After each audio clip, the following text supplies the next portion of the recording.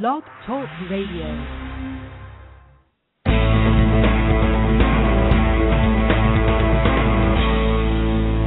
Welcome to Sex, Lies, and Consciousness with your luscious hostess, May Vu, broadcasting live every Monday at 12 noon Pacific Time.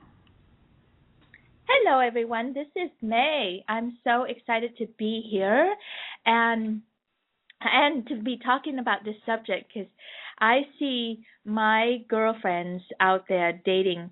Luckily, I have snatched myself a really good boyfriend in the last 5 years, so I'm not on the market dating, and I already have done the marriage route and have had a kid, and so I don't need to do all of that stuff anymore. So I'm off the dating scene, and now I get to support my girlfriends and my clients on their journey of dating and particularly looking for Mr. Right, especially when you haven't built your nest and you haven't had the children that you wanted and all that stuff.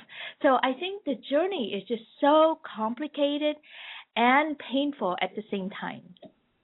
So today I have with me a really wonderful guest, Andrea, and she's right smack in the midst of it, and she's willing to talk about it. And that's the other thing too. It's hard to get people to talk about their dating journey because I think it triggers a lot of guilt, shame, embarrassment. Why am I not there yet, and all that stuff. So I'm so thrilled that Andrea is here and is talking about it, and she's gonna fill us in on all the yummy, hopefully dirty secrets and ups and downs, all that good stuff. Andrea, come on in. Hi, thank you, May. Hi, everyone. I'm very happy to be here and share all my, hopefully, juicy stories and maybe some dirty secrets. Well, it's such a universal journey, just from our little bit of conversation and what you've spoken so far, it's so universal. So I really appreciate you putting voice to this, and to just name it so that everyone else out there who's going through it can relate and can feel understood and appreciate your journey. Yeah, absolutely. I know it is quite a journey, and I know that when I find fellow women that I can relate to on this level, it's very helpful, and it's just a good reminder that we're not alone.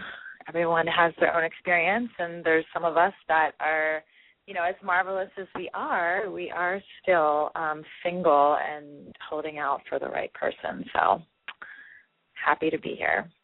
Yeah, and so say a little bit more about that. Like you were saying earlier that you love talking about this and you love giving voice to this place. Yeah. In general, I'm fascinated by human behavior and relationships and the dynamics of communication. I am by no means perfect in any of those regards, but I do try to practice mindfulness and awareness around it, and call myself out and hold myself accountable when needed. So, whether it's with girlfriends, acquaintances, friends, guy friends, I have a ton of guy friends, it seems to be a topic that comes up a lot. So it's very easy for me to talk about. And I find that for me personally, being able to be open, and sometimes I wonder if I put too much stuff out there, but being open for me, I guess, ultimately is something that makes me feel seen. So it's a value to me, I feel. So it makes you feel seen and relating to other people. Yeah, because I'm not, sometimes, of course, I want to put on a happy face, even if I'm kind of, I go through ebbs and flows, especially in this regard. I'm 35, still single, very much want to meet, a lifetime partner and have a family, and sometimes it can kind of get me down. And, having to go through the extra effort of trying to, just pretend like it doesn't bother me, just really, it doesn't interest me anymore. And so I just would prefer to be authentic and honest about it and, and be real about it. And, sometimes I ask myself, what have I done wrong? What's wrong with me? But I quickly, thankfully, my inner voice is just kind of doesn't let me go down that road, because I'm just trusting that, trusting the process, that everything does come in its time, and that attitude and kind of the energy that I put out there is very important to bringing into my life what it is I want. So I'm just continuing to kind of just trust and know that it'll happen whenever it needs to happen. That does come up, doesn't it, a lot, which is that question of like, what's wrong with me? Why am I 35 and still looking?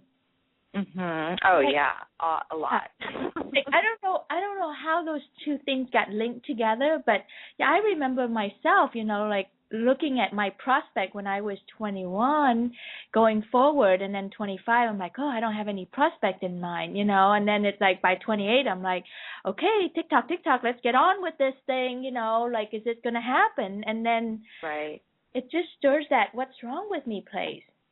Right. Well, also because it seems like, ironically enough, when you're in that space, you look around and you feel like everyone is coupled up, and you're like, geez, like what, and I mean, I'll put it out there, like, I'm an attractive woman, I bring a lot to the table, so it's like, sometimes I just don't understand why it hasn't happened for me yet. But in my experience, like, when I stop to think about the men that I have had in my life and I've had relationships with, long or short, none of them, like, thinking back to, well, what did I do wrong? Did I mess this up with, did the relationship not work out because of me or whatever? And sure, it takes two to tango, but I don't have any regrets, and I have no doubts that still to this day I have not had a relationship with someone that I was meant, that had the potential to be the partner that I'm looking for at this point in my life. And so I have no regrets. Yeah. But sometimes I wonder, what am I doing to not bring in that type of person into my life? But, we only have so much control over something like that. So. Yeah. So what are you looking for? Well, I'm one of those types of people that I'm a very free spirit, but yet very grounded at the same time. Yeah. Very grounded. I'm a Capricorn, but I'm a total adventurer. I'm, if anyone's familiar with Enneagram, I'm a 7, which is the Epicure, and constantly I have a long to-do list of things that I want to do, experience, see, taste, feel, but yet I'm very grounded and rooted and stable and the structure of my life. And so I'm looking for a partner that brings to the table those same qualities, and it's really hard to find those two things in a person, whether it's a woman or a man. And so I guess if I had to just sum it up, I want someone that has the best of both worlds. You want someone what? That has the best of both worlds, like a grounded free spirit. Uh-huh. And, the details beyond that, like, I really don't date men that are younger than me. I prefer an older man. I prefer a man that obviously is financially stable, has ambitions, is worldly, I'm well-traveled, but, down to earth, not pretentious. I mean, I have a list, and I revisit the list every now and then to see if it's too ambitious. But really, that's what I want. And ultimately, even if I wanted to settle, and sometimes I do, I can't. It's just not possible for me. I'd be miserable. Yeah. That list is so interesting. There's the list is physical, and the list is also very mental. Like I remember that list in my head, and that mental list sometimes it's not all very clear either. And then I get in my own ways, and then I get confused, and then I keep attracting, things that people that I didn't want, a situation, and that list is very intriguing to me. Yeah, and it's funny because each time I meet someone that, we have a little rendezvous, whether it's, a month or a little longer or whatever, something substantive, doesn't work out for whatever reason, I usually end up going back to the list and adding something else that I just learned, and the most recent is emotionally available because I meet these really wonderful men, but for whatever reason, they're just not emotionally available, and for a relationship, for what it would take to commit to creating a partnership with someone. Right. That's funny. A couple of weeks ago, I just did a show on dating emotionally unavailable men and what does all that mean. So I get that place. Mhm. Yeah. So just for fun, tell us what's happening currently. Well, just recently, it's funny, I kind of entered an ebb with dating, and I was just kind of over it after this last guy that I was dating, who was really wonderful in many regards, but emotionally unavailable. So kind of disappointing. And I just decided to take a break. And then all of a sudden, and I do a lot of online dating, which I'm just kind of over right now, but taking a break. But all of a sudden, something totally unexpected happened. I'm a woman that has a lot of male friends, a lot of whom I have completely platonic relationships with. Some I may have dated at some point or not, but a lot of guy friends with. And really for me, once in the friend zone, always in the friend zone. But recently that totally changed. Good friend of mine that I've known for at least a couple years, 2.5 years. I'd consider him one of my best friends in San Francisco. We one night, both being the adventurous spirits that we are, I had voiced to him at one point, my interest and desire to experience a sex party.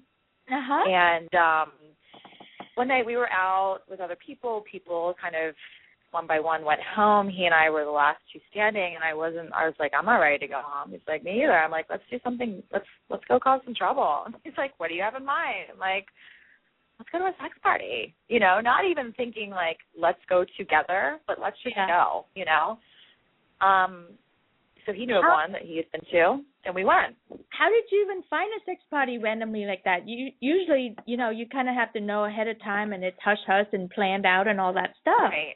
Right. Yeah. There's so many options. Well, there's one that I guess happens every Friday, I think. And from what I understand, it was, of the options that are available in this city, it was not one of the better ones, but it was fine. I mean, it was my first experience. All of it was new.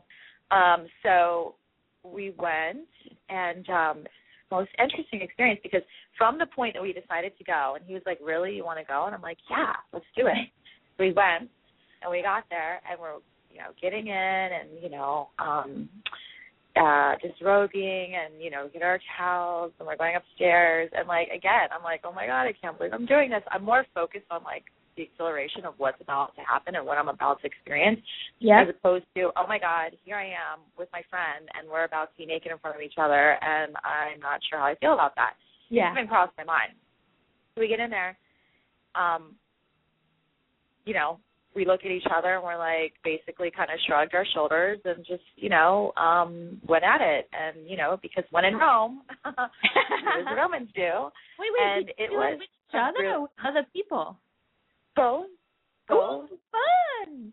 Yeah. It was really fun. And, I felt really safe being there with him, because he's like, obviously such a close friend. And it just, I feel like it opened up this world, or this space for connection that I was very close to before with him, because, and everyone asked, like, I can't believe you guys aren't dating. You're both single. You're both good looking, and this and that. I'm like, no. He's just a friend. We're just a friend. I'm not attracted to him in that way, blah, blah, blah. So this kind of opened up the space to like, turn my head and be like, oh, wow, we connect like that in this way. That's really interesting. And still, when it came time to go, when we left, I was just like in La La Land. I'm like, oh, my God, I can't believe that just happened. And he was like, yeah, I think you should come home with me tonight. And I was like, really? He's like, yeah. And I'm like, oh, okay. And then ever since then, it just was so organic and easy and comfortable and natural. And we've spent several nights together, over the course of the last month or so, and have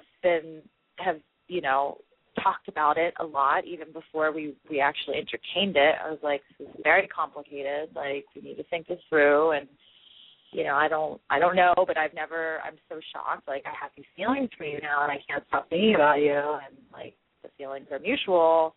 And we already know each other so well, so it's really interesting. But yet we don't know each other. We have never gotten to know each other like this. Right. So we're kind of just, I guess, quote unquote, dating. I don't know. It sounds so weird since we already know each other, but we're seeing where the potential can go. So that's been unexpected, and we'll see what happens. And some say that it's playing with fire, but I'm the type of person that, like, I can't just turn my back on these types of feelings. So here I am. Yeah, I want to acknowledge that when you said at the end of the party, he said, you should come home with me tonight. And then you said, really? You shifted. Your energy was so soft and so, like, surrendering. It's almost like you finally revealed yourself, or you let your real tender self out or something. Yeah. That's interesting you picked up on that.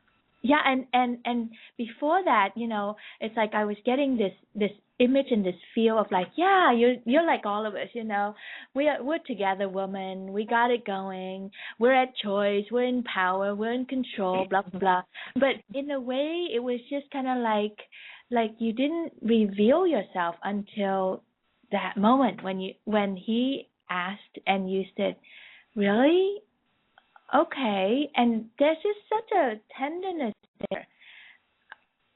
Yeah, and that's something that I've been experiencing with him since then. Like, I even told him the other day that I was like, I feel really comfortable surrendering my body to you, like surrendering to this. Yeah. Like, and it feels good because I'm very I'm a tough chick, I have I probably have a lot more masculine than me than the average woman, but yet when I let go in relationship, like I need a strong man because I want to let go into my feminine, and so far that's just kind of flowed organically with him, and it hasn't always with my ex-boyfriend. Yeah, exactly. And I think in here too, we haven't gotten there yet, but my brain just leapt ahead and going, and this has something to do with your list also. It's like it's like when you just literally took off your clothes and and just surrender and fuck and had a great time and just be in that moment. You were able to like connect with him and connect with yourself and all that good stuff. That's real, right? My guess is that when you start bringing in your list and, what's it going to do to us, blah, blah, blah, that's when things get more complicated and harder. But if you just focus on the surrendering part, it's really simple here. Yeah, and remaining present with it, because I can allow myself, my critter brain, to kind of spin out of control when I'm like, well, I don't know, and what if I get hurt, and then our friendship's ruined, and how is that going to look like, and are we dating other people, and what are we doing? It's like, yeah, and the list get longer. And are you parent worthy? Can you can you provide a stable relationship? Do you have can you do the long run with me? The whole commitment game and blah blah blah blah blah. And that's when it gets really psycho. I know. It just it's yeah. That part's not fun. Right, but that part is so real for all of us, It's like, I know. It's such a dichotomy. It's like, on one hand, I think looking for Mr. Right and for that lifetime mate is like a huge I'm going to take all the romance out of it, like a huge business deal. It's like, worthy. Can you do business with me? Can we, we are now going to go into business for life, and can you, live up to your end, and I, all that stuff. And then there's this other part of us that is soft, surrendering, and lovely, and connecting, and open, and wonderful. And he's right here with you. Yeah. I mean, I have no idea what's going to happen. It's kind of crazy because we're keeping it undercover, so that is always an interesting dynamic to throw in. But you're on the radio talking about it, but you're keeping it undercover. I know. I feel I feel safe in my the anonymous nature of this conversation. But yeah, I guess I just know a bunch of people, and I've told my girlfriends, but yeah, in terms of mutual friends and common circles, we're just kind of we're flying below the radar because we don't want all eyes on us. Like, if we're doing this, if we come out, quote unquote, I think we want to be in a place where, okay, wow, like this is something that is more serious than maybe we thought it would be, and now we're willing to go there, and we feel more secure in sharing that with other people. Yeah. Because if it doesn't work out, I mean, I have a feeling like, and we've talked about this, that he and I have the respect for each other and the maturity and the value. We place high value on our friendship, that we would be able to roll out of it in an amicable way. Yeah. And so I'd rather have that option to do that as opposed to creating drama and having everyone know our story and it didn't work out, and wow, look, now they're acting awkward with each other, and you know what I'm saying? Like, I hate that. I hate being in the spotlight like that. Totally. So, so what if he is Mr. Right? Well, then everyone always says is you're going to find it where you least expect it, and I guess that would apply in that case. That makes for a really good long-term stories. How did you meet? Well, we really met at a sex party. Right, we fully met. Yeah, that's right. We fully met at a sex party. Right.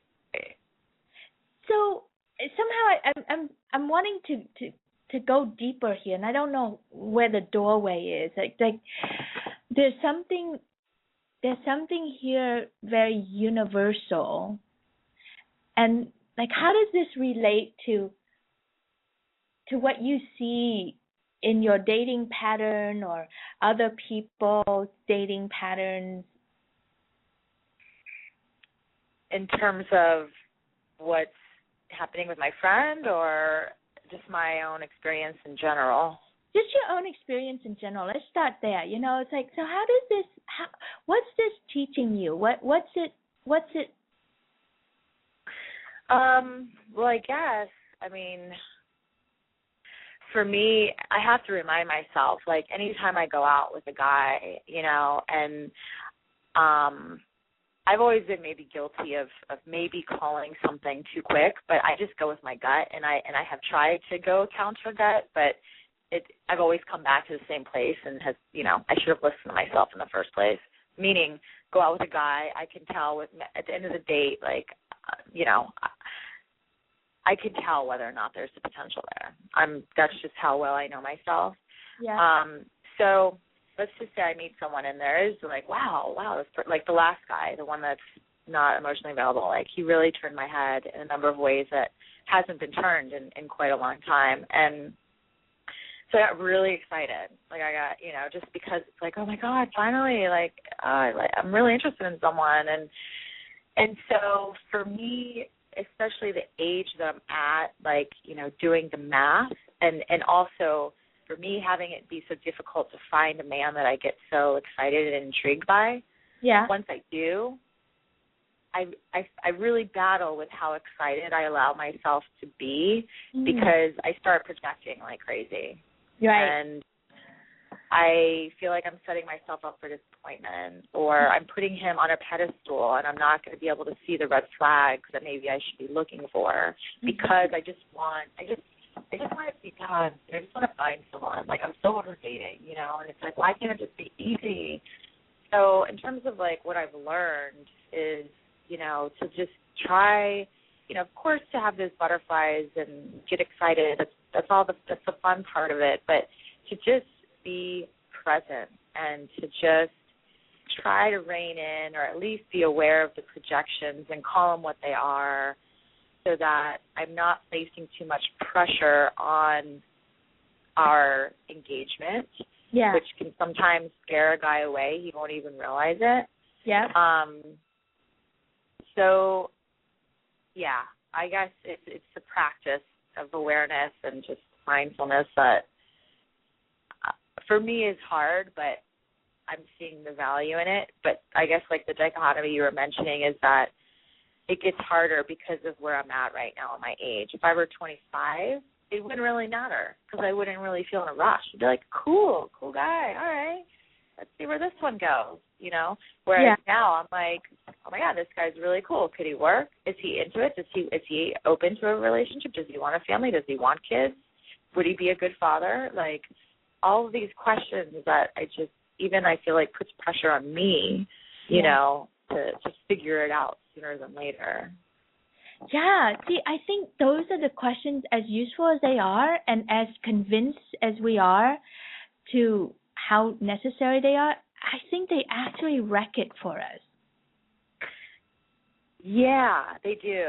And, I mean, I've had my guy friends that I talk to, they're always like, way to roll. You know, just take it one date at a time, you know.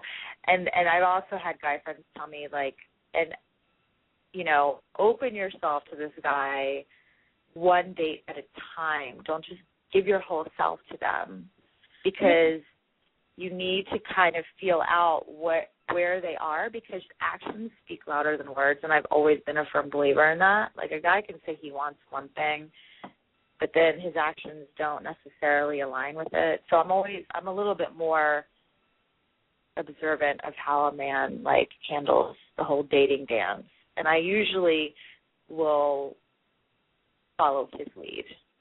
I think this is where things get really confusing for us, because as a woman, I totally get, you know, like, we're the womb where the child comes from, and then who's going to support us in providing for this child, for us, for, you know, and the stability and all that stuff.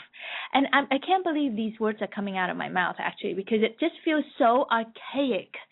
Because nowadays, you know, we can have our own child, we can do our own thing, and yet there's still that whole need of the family and all that stuff. So on one hand, we're really looking for that business deal where, you know, who's the best person that I can couple with that could safely bring a child in, that is healthy, handsome, cute, pretty, you know, like, together our genes mixed, and then having the money to support us, and all that business transaction, I call that, you know. And then on the other side, our heart is on the line, our whole attraction and all that crazy chemistry and goo gagaing over the guy, and, you know, does he have what it takes to take me, and all this, and enough for me. All of that together in one boatload seems a little realistic. I know, but it's like, you got to have both, right? I mean, I guess, I don't know, I wouldn't be able to be with someone, even if on paper they would be a great partner. And actually, I had an ex like this, you know, wonderful guy. Even, you know, the sex was good. You know, he wanted the same thing. He was madly in love with me, would have given me the sun, moon, and stars. But there was just something, the like, I loved him, but I wasn't in love with him, and I couldn't do it. And I battled with myself for months before I ultimately accepted that I couldn't go on anymore, because I'm like, I should want, this is what I want. He wants to give me what I want. Why can't I embrace that? And it just is the chemistry, the soft side of it. Like, I couldn't picture myself. That for me, the glue to a lifetime of partnership is like that special, like, I want to I don't know how to describe it. I just picture like I want to grab you and throw you on the bed and like, you know. I totally get about that honey, but here's the thing though, don't last a whole lifetime of a marriage either. I mean, it takes a lot to keep the up, let me tell you. Right? And so we base all this decision like so carefully on our list and everything, and then it really comes down to the and then you may get the and then it turns out that he's a lousy dad or a lousy provider or he's got depression or I don't know what the heck. Right. It's just, it seems so crazy for us to, in this day and age, to still lump it all together and have that romantic, idealistic ideas that we should be able to get it all together. And heaven forbid if somebody say anything otherwise, because then it feels like it's settling. Mhm. Yeah. But so what do you should pull things apart. I wonder if we should just have like, you know, here's what we're doing, you know. We're getting together because you got everything on my list to make a great baby and a great future, great business deal. So let's keep that. Let's say yes to that. And then let's create a different contract for the love and the part, you know. Let's give it a shot. You know, here's what we're wanting to do, and let's leave some doors open so that we can have the and all that stuff. Maybe that makes it so much more fun. Yeah, sure. I mean, and to be honest, like with what I'm experiencing now with my friend, I feel like it's almost like that's kind of what I'm playing with, experimenting with, because you know, the whole reasons before that I didn't ever think I could like him any more than, you know, have any romantic type of feelings is because I guess type-wise and physical-wise and whatever, like it just wasn't typical kind of guy that I usually go for. Yep.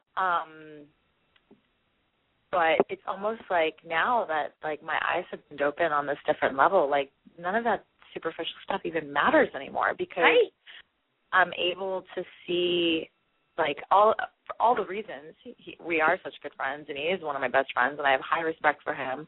It's like all of that's, like, now starting to, like, shimmer in a way that it didn't before. It's really interesting. Yeah. So. It is, and it's like, I'm about to tell you my age, and I was going to say I'm really lucky to be 47, and I'm like, really? But anyway, but I feel like it is now. I know myself a lot more, and I've lived more, and I've been disappointed, and I bust up a lot of illusion. You know, like when I went through my divorce, it's like, I'm not in that romantic place anymore of like thinking that I could live and have the marriage and all that stuff that would last a lifetime and all. And then I started questioning my list and see if my list is really valid. And to be honest, my list is not very valid. All that stuff that you said and everything, I'm just like, dude, you know, that I'm not sure about these lists anymore. I don't trust myself around the list. I trust when I can surrender and open and be really soft and the man really being in that present moment. In the moment, I can trust myself. But the list is all about some crazy future that I'm trying to create and really control and manipulate. I don't trust that list anymore. Yeah, I mean, I guess, you know, for me, like, I hear what you're saying, but I mean, I do believe, and I've examined this, you know, in terms of my desire to be a mother and have a family. I'm like, is it just because this is the social imprint, you know, this is society has placed on me since I was little, or is this something I really want and why? But I honestly believe it's something I really want to experience. However, and if it is, and because it is something that I want to experience, I need to be very, I guess, intentional, like putting forth the intention that this is what I want to create. And so in order to create this, because let's face it, my reality is that I have about, let's say, 6 years. I'm turning 36 in December, so like 5 pretty good childbearing years ahead of me. Yep. So I don't really have any time to waste. So I need to be very clear on what it is, the man that I want to bring into my life. And so that's for me where the list comes into play, because sometimes, you know, I can get so, you know, I'm kind of a romantic. I can get lost and easily swayed by someone and, you know, might not be worth my time. And I'm a little bit better at not wasting time with men that, you know, really beyond a good time and, you know, a pretty face or attractive lifestyle or whatever. Right. I need something more solid there in order to open up. So, I don't know. Well, how my life unfolded has been such an amazing blessing. Like I when I sat there at 16 and dreamed about my knight in shining armor and who I was going to marry and making my list, starting my list. But how this marriage and having babies came out for me was that, so I met a really nice guy, you know, and he was just awesome to me in college, and we grew and we became best friends and all this stuff. And, you know, we didn't have the oomph, but we had the reliability and we had the friendship and we had the respect for each other.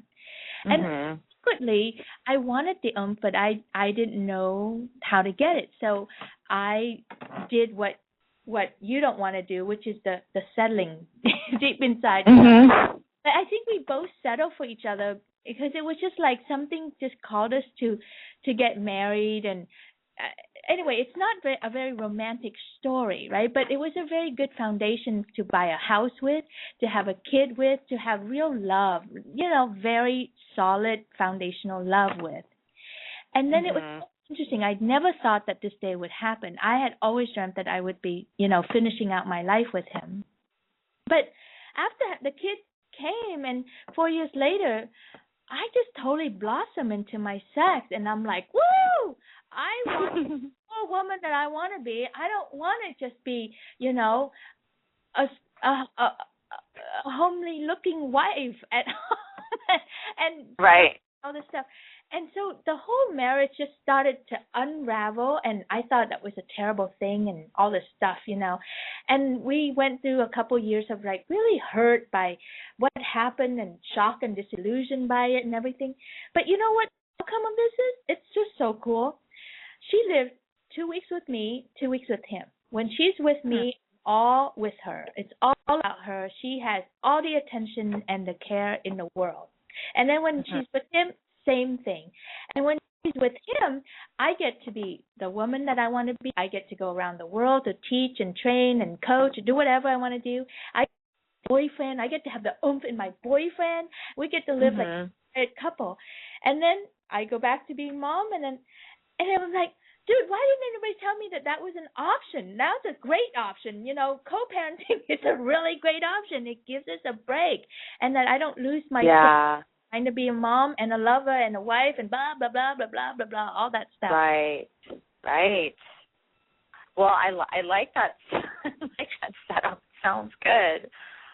I mean, I was just going to say, I've thought about what if I don't meet the man that can fulfill all these different, you know, desires that I want, you know, then what? And, you know, thinking about other ways to bring the child into this world, you know, and, you know, out of love. And I would, you know, co-parenting with someone, I mean, I guess it's, you know, it's not as common, but it's becoming more so, at least considered by women that, you know, are, I think, at my age and a little older that still haven't found a partner, but yet they want to have a child. So it's like this option of co-parenting with someone who, like, kind of as a business transaction, would also want the same thing, but doesn't want the complications of having to commit to, like, everything, you know, marriage, house. Right. So I think it would just free us up for more choices, more creativity, more love to happen, and give us a break too at the same time. It just seems so crazy that we keep trying to do the same old things over and over again, expecting a different result. I know. I know. Isn't that like the definition of insanity? Exactly, right? So it's like it's not like we don't have enough evidence. We look around, and everybody who went ahead of us, looking for the oomph and the perfect man and the perfect woman and all that craziness, they all end up really miserable.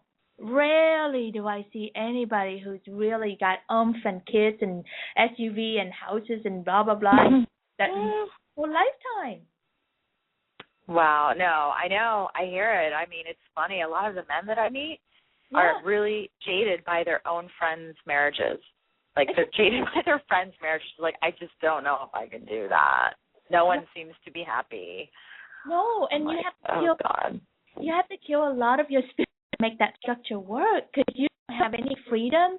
You can't have an outlet. You have to, like, play the part, man. Really, like, commit, shows up, and only focus on the same thing. It's kind of like having your favorite meal over and over again for a lifetime. Right.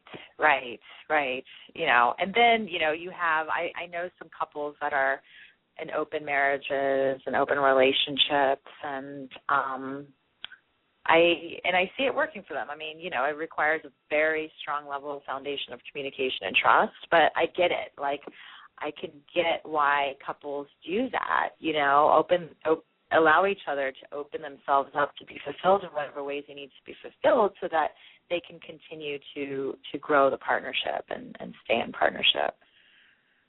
Totally. Interesting. It's so interesting, right? Mm-hmm.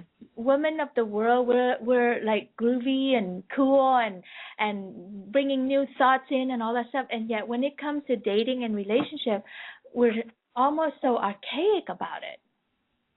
I know. I guess the default is, you know, the standard template is, you know, meet a man, fall in love, get married, get a house, have a family. And I'm not downplaying that or judging that in any way, because no. I'm part of the group that wants that. But I think I've also, especially having moved to the Bay Area a few years ago from the East Coast, like, I've been exposed to different scenarios, which has been very comforting to me, because I'm like, okay, there's many different ways that this could play out, you know, and my life will not end at 40 or 41, you know, if it hasn't happened yet. So, yeah. Let me just take a quick break, and then we'll come back and see about this situation. Okay. Is your marriage or relationship in crisis? Where one partner wants to expand into their sex and bring scary changes to the relationship, while the other partner is dug in, protective, and saying, no way in hell is this going to happen. May knows this place well, and she can help both sides. She is truly amazing. Learn more about her specialty, crisis coaching for couples and individuals, at sexliesandconsciousness.com. That commercial cracks me up every time I play it. And, you know, I have to say today it's so appropriate, because I'm not a dating coach. I'm on the other side. You know, like, I catch people after they get their dream house and their dream husband and all that stuff, and then 10 or 20 years into it, and they're like, holy cow, what happened to me? You know, could someone please help me? Good perspective to have, though, to offer. Oh, my God. So, we had not planned for this conversation to go down this route at all. I was just like, wow, look at where it's going. Right? Yeah.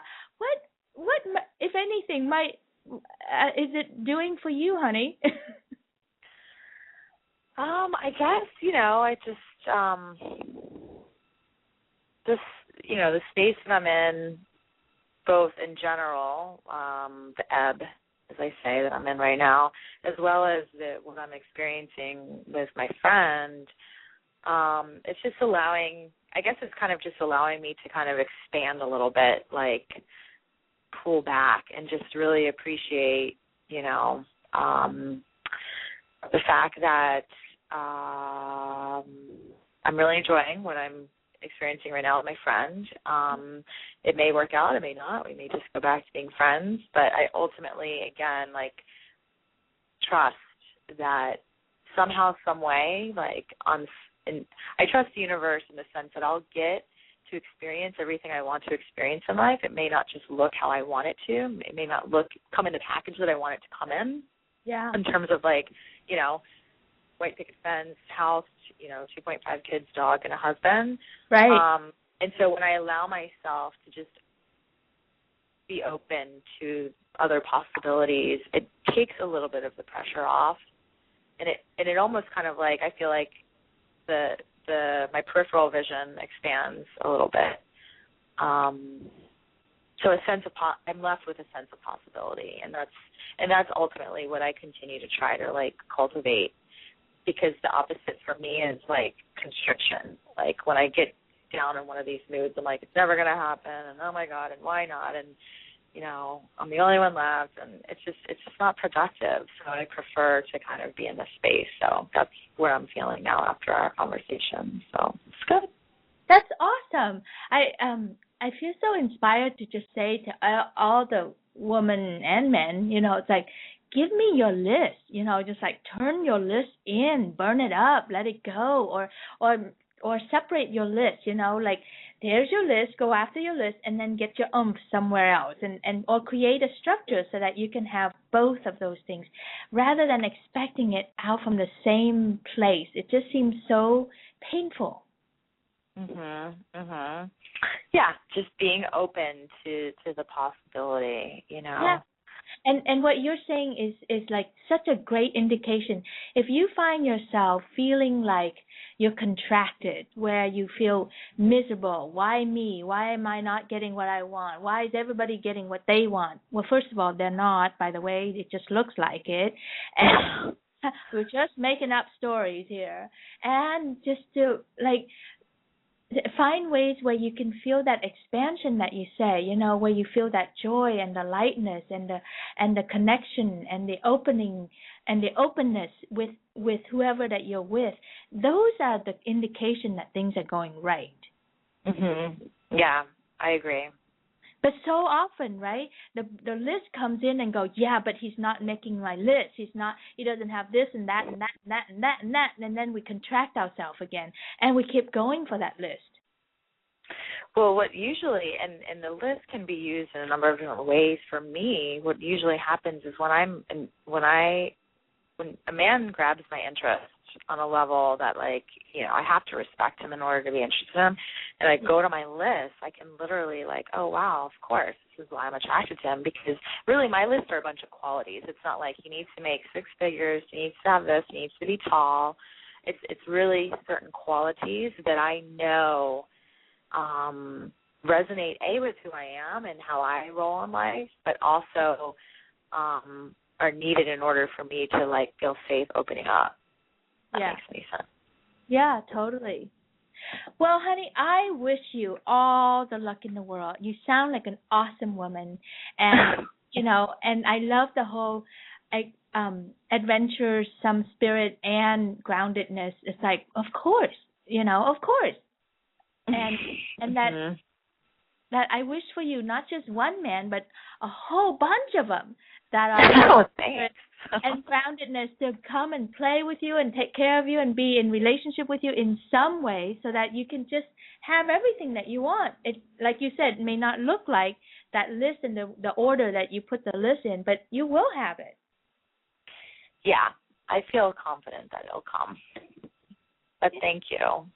Yes, and especially that baby that we haven't talked about that, but I can just feel underneath all that. It's like you really are ready to check out that whole motherhood scene and totally ready. Totally ready. Oh, honey. I know. I keep hitting the snooze button on the biological clock. I say. Yeah, that's right. Well, surrender yourself and your list will come. Surrender your list and your list will come. And your love will come. Sounds good. Thank you for this opportunity, May. It's been fun. You are so welcome. Thank you so much for talking about this with me. And to everyone else, thank you for listening. And the show is broadcast every Monday at 12 p.m. Pacific. Look forward to our next conversation. I'm going to drag another friend of mine. She's been wanting to write a book about just what I was talking about today. Which, what if we set up our life so that instead of marriages, but we get into different contracts with each other so that we can build that family, build a different structure to support ourselves instead of this whole marriage deal. We're not convinced marriage is working. So interesting. Yeah, and she's afraid to talk about it because she thinks that people would think that she's nuts, and I'm like, you are so not nuts at all. Let's get on this thing. Oh yeah, I'm sure there's plenty of people that would welcome that. That's right. Anyway, have a wonderful week, everyone, and I'll talk to you next week. Bye-bye. Thank you. Bye.